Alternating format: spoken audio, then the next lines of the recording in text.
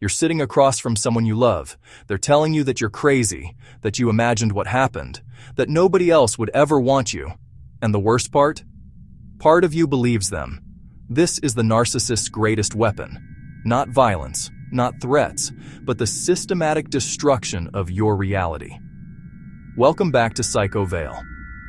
Today, we're exploring the 7-stage playbook that narcissists use to trap, control, and destroy the people closest to them.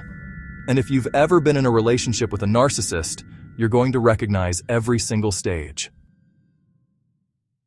Before we dive in, let's be clear about what narcissism actually is. It's not just someone who's vain or self-absorbed. That's pop psychology nonsense.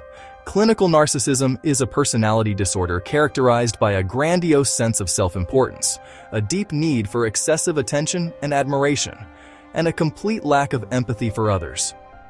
But here's the crucial part. Narcissists aren't born this way. Narcissism develops as a defense mechanism, usually from childhood trauma, neglect, or excessive praise without accountability. The narcissist constructs a false self, a perfect, invincible persona, to protect a fragile, wounded core. And when you enter their world, you become part of that false self. You're not a person to them. You're a mirror, a tool, a source of narcissistic supply.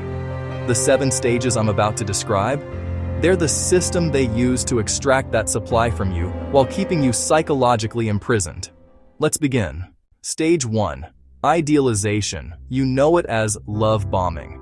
You meet this person and they're perfect. They seem to understand you in ways nobody ever has. They're attentive, charming, interested in every detail of your life. Within weeks, they're talking about forever, moving in together, marriage, building a life. This isn't love. This is predation. The narcissist is studying you, learning your vulnerabilities, your dreams, your insecurities. They're mirroring your values, your interests, your personality. You feel like you found your soulmate, your other half. What's actually happening? They're building an investment. They're making you emotionally dependent before the abuse begins. Because abuse is easier to tolerate if you're addicted to the person delivering it. The love bombing is the drug. Everything that follows is the withdrawal. Stage 2. Devaluation. This is where everything changes. It starts small, a criticism disguised as a joke, a comment about how you dress or speak. They withdraw affection, they become distant. And you, desperately trying to get back to the idealization phase, you start trying harder, you change yourself, you accommodate, you shrink. The narcissist is now comparing you to an impossible standard, the false self they presented during love bombing. Of course you fail. You're human. They're not. This stage can last for years. It's the psychological equivalent of being slowly poisoned. The narcissist intermittently gives you crumbs of the love they showed you before, just enough to keep you hoping, just enough to keep you trying. But something deeper is happening. You're losing yourself. Your confidence erodes. Your sense of reality fractures. And you start believing their narrative, that you're the problem, that you're too sensitive, too needy, too broken. You're being systematically dismantled. Stage 3. Gaslighting. This is where the narcissist becomes actively abusive. They deny things that happened. They rewrite history. You remember them saying something cruel. They insist they never said it. Everyone else there agrees with them. Maybe it was you. Maybe you imagined it. Or they validate your feelings, then mock you for having them. I never said that. You're too sensitive. You're crazy. You're paranoid. Gaslighting works because it targets the one thing you have absolute certainty about, your own perception. If you can't trust your own mind, you can't trust anything, and that's exactly what the narcissist wants. You become dependent on them to define reality, to tell you what happened, to validate your existence. Your sense of self becomes untethered from reality, anchored only to their interpretation of it. This is psychological torture, but it's slow enough that you don't recognize it as abuse. You think you're going crazy.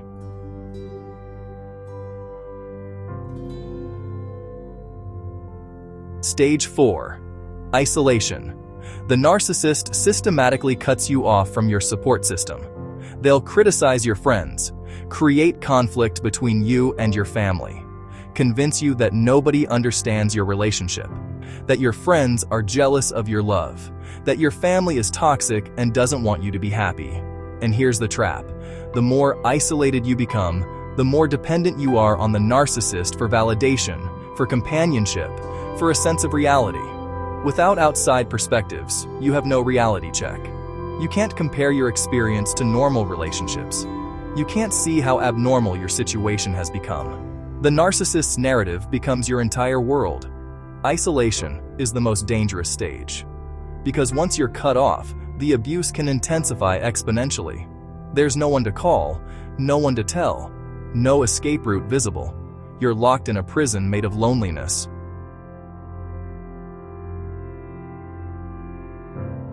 Stage 5. Intermittent reinforcement. Remember this from our first video? It becomes a weapon here. The narcissist creates a cycle of abuse and reconciliation. They're cruel, then apologetic. They ignore you, then shower you with attention. They devalue you, then remind you of how much they love you. The unpredictability is neurologically addictive. Your brain is flooded with cortisol during the abuse, then dopamine during the reconciliation. You become addicted to the cycle itself. You're not staying because you love them. You're staying because your brain is chemically dependent on the roller coaster. This is why abuse victims often return to their abusers. It's not weakness, it's neurobiology. The narcissist has hijacked your reward system. They've become both the source of your pain and the only relief from that pain. You're trapped in a trauma bond. And breaking free requires understanding that what you're addicted to is the cycle itself, not the person.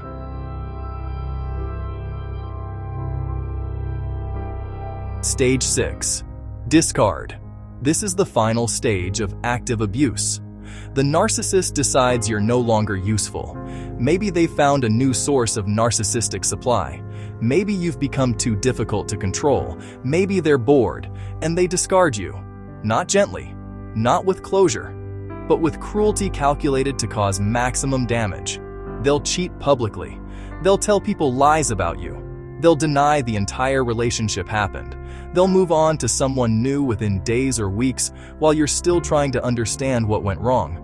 The discard is devastating because it's the final confirmation of something you've suspected the entire time.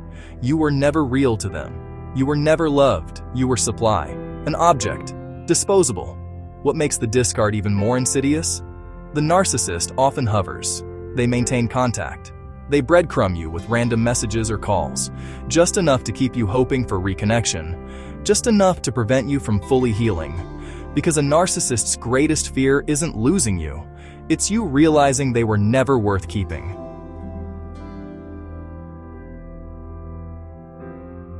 Stage 7. The smear campaign and hoovering. The abuse doesn't end when the relationship does. The narcissist will tell everyone that you were the abuser, that you were crazy, that you're dangerous. They'll rewrite the entire history of the relationship to position themselves as the victim. Your mutual friends will hear their version first. They'll believe it. And if you try to speak your truth, you look crazy. You look bitter.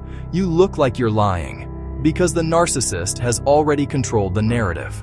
Meanwhile, they're hoovering, trying to suck you back in, sending you messages, creating situations where they run into you, playing up their pain, making you question whether you did something wrong. The hoovering works because you're still psychologically trapped.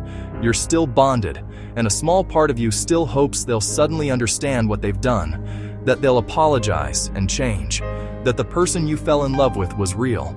They weren't, and they never will be.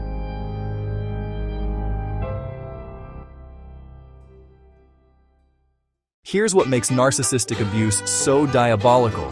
Each stage sets up the next stage. The love bombing creates attachment. The devaluation creates self-doubt. The gaslighting creates reality distortion. The isolation removes support. The intermittent reinforcement creates addiction. The discard finalizes the psychological destruction, and the smear campaign prevents recovery. It's a system, not an accident. Whether consciously or unconsciously, the narcissist is executing a playbook. And the most dangerous part? The victim often doesn't recognize it as abuse. They think they're in love. They think they're the problem. They think if they just change enough, try hard enough, love enough, the narcissist will go back to who they were. But that person was never real. If you're in this cycle right now, or if you're recovering from it, I want you to know something. The abuse wasn't your fault. Your brain was hijacked. Your reality was inverted. Your psychology was weaponized against you. And healing isn't about forgiveness. It's about reclaiming the reality the narcissist tried to destroy.